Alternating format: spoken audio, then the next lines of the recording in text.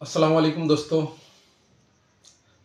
आज मैं जिस टॉपिक को लेकर आया हूँ आपके सामने, रोज़मर्रा ज़िंदगी में ये बीमारी को इसको बीमारी ले लो, शिकायत ले लो, जो भी इसको आप कहो, ये पूरी दुनिया का मसला है। पूरी दुनिया में हर शख्स इस तकलीफ़ से गुज़रा है या गुज़र रहा है। बल्कि जो कम उम्र के नौजवान हैं, जिनकी उम्र 20-22 साल है, उनको भी अब ये मसला बहुत ज़्यादा आने लगा है। वरना पहले ये होता था कि बहुत उम्र के बाद कि ही होता था किसी-किसी को। अभी तो हर कोई शख्स, मर्द हो या औरत हो या बल्कि बच्चे हो 14-15 साल के, बल्कि 12 साल के बच्चों को भी ये समस्याएँ नज़र आने लगी है।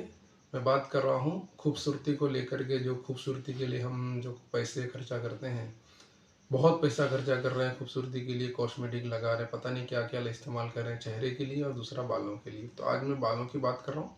तो बालों में लगाने वाले बहुत सारी चीज़ें जो हम लगा रहे हैं, बहुत सारे ऑयल लगा रहे हैं, शैम्पू लगा रहे हैं, पता नहीं क्या-क्या इस्तेमाल कर रहे हैं। इतना करने के बाद भी, इतना पैसा खर्चा करने के बाद भी हमारे जो बाल हैं वो टूटते हैं, झड़ते हैं और कमज़ोर हैं, बहुत ज़्यादा कमज़ोर हैं।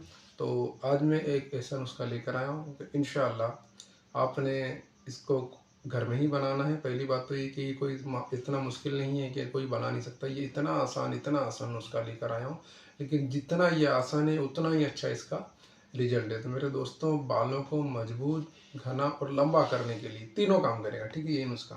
बल्कि अगर बहुत ज़्यादा तकलीफ़ नहीं होती, बालों को काला भी करता है। मतलब एक ही तेल जो है वो सब में काम करेगा। तो पहले सामान समझ लें कि इसमें क्या है।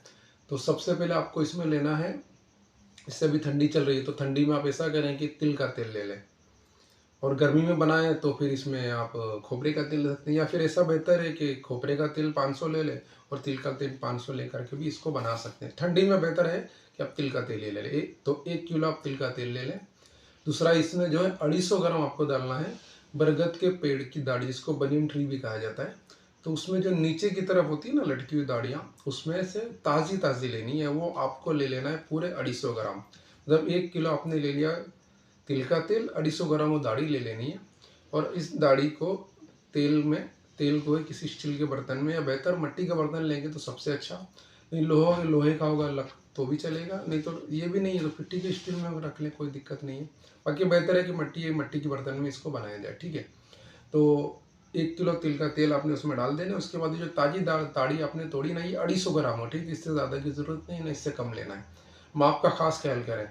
तो ये डाल करके आपको छाँव में, घर में किसी कोने में ढक करके रख दीजिए और 15 दिन तक इसको ऐसे ही रहने दीजिए। 15 दिन के बाद जब आप देखेंगे तो ये सड़ जाएगी इसमें, ठीक है। जो जड़ी बूटी आपने डाल रखी है, जो बनी ट्री की दाढ़ी आपने डाली, ये सड़ जाती है।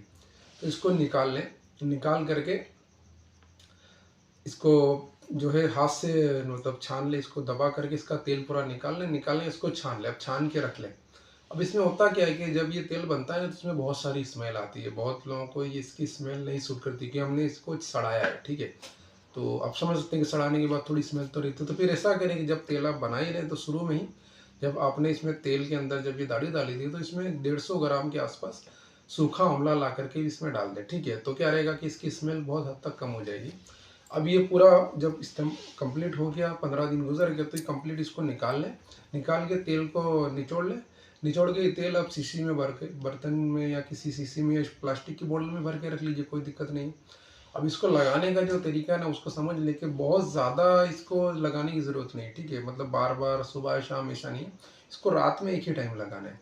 बेहतर होगा कि डेली लगाएं। अगर ज़्यादा तकलीफ है तो डेली लगाएं। किसी को थोड़ी बहुत तकलीफ है तो फिर वो हफ्ते में 2 से 3 बार भी इसको लगा सकते हैं। लगाना रात में है। रात में जड़ों में लेकर के इसको ऐसे जड़ों में अंदर अच्छे से लगा लेना। अब अच्छे से लगाने का मतलब ये नहीं कि बहुत ताकत से लगाएंगे, बाल पहले से कमज़ोर है तो ताकत लगाएंगे तो और टूटेंगे। तो हल्के हाथ से इसको मालिश करें और सुबह उठ करके जो है फिर नहा लें। रात में लगाना है। इसको कम से कम आपको 40 दिन करना है। मैं यकीन से कह रहा हूँ, मैं बहुत बनाता था, बहुत ज़्यादा मैंने ये तेल इस्तेमाल किया, बहुत ज़्यादा लोगों ने इस्तेमाल कराया मैंने लोगों को, और बहुत आज भी ये चलता है। तो ये बनाने के बाद इसको कम से कम 1 आध 1.5 महीना इस्तेमाल करें। इंशाअल्लाह आप कहेंगे कि जनाब इससे अब बाल झड़ते नहीं हैं, बाल मजबूत हो गए हैं, बाल लंबे हो गए हैं, बाल घने हो गए, बल्कि औरतों को तो ये बहुत ज़्यादा जल्दी सूट करती है, आदमियों में मर्दों में थोड़ा टाइम लग जाता है। इसको घर में बना इस्तेमाल कराएं और कमेंट में ज़रूर बताएं कि आपने इसको इस्तेमाल करा है तो इसका रिजल्ट कैसा है। इंशाल्लाह मैं और एक बात ख़ास ज़हन में रखें कि जब भी ये तेल लगा रहे हैं तो अगर इसमें आपने कोई भी बाज़ारू शैम्पू लगा रहे हो तो फिर इसका रिजल्ट नहीं मिलेगा। ठीक है, मैं आपको क्लियर कर दूं तो कि अगर आप शैम्पू इस्तेमाल कर रहे हैं तो पता नहीं उसमें क्या केमिकल डालते हैं, या कोई केमिकल वाली चीज़ अगर आप इस्तेमाल करें तो ना करें। बल्कि नहाने में अगर कन्फ्यूज़न है कि सर अगर अगर शैम्पू नहीं तो क्या, तो फिर बेहतर है कि आप बटर मिल्क वगैरह या छाछ या दही लगा लिया करें 1 घंटे पहले, लगा के धो ले तो भी आपके बाल साफ़ हो जाएंगे। और अगला मैं बहुत जल्द आपको शैम्पू के लिए आयुर्वेदिक शैम्पू का भी नुस्खा दे दूँगा, उसको भी इस्तेमाल करें। आज के लिए इतना ही, अल्लाह हाफ़िज़।